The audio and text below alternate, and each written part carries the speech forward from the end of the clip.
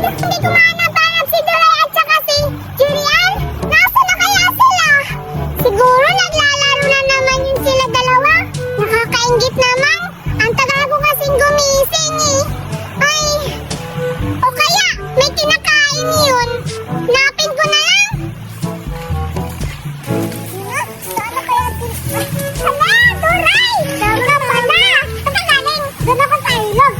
Tama pala yung pagkikita natin kasi hinanap kita kasi pupunta tayo sa ilog. Maglalaro tayo kasi ang ganda doon. Hala! Ginaw ng ganun ba? Tsaka pala, Duray, hindi mo ako nakapansin yung hawak ko? Hala! Didi-didi yan ha! Di ano didi-didi? Dudo-dudo! Ay, dudo-dudo pala may pangalan eh! Dahil mabait ako ngayon, ibibigay ko to sa inyo dalawa. Tsaka pala, si Butay, hindi ko nga alam eh, kaya nga pumunta ako dito kasi hahanapin ko kayong dalawa kasi dadalhin ko kayo dun sa ilog. Maglalaro sana tayo kasi ang ganda dun eh. Tsaka pala, ito, Buratay, ito, Turay, ibibigay ko to sa inyo. Ayan sa iyo. Ano bang laman nito? Hindi yan! Masarap ba to?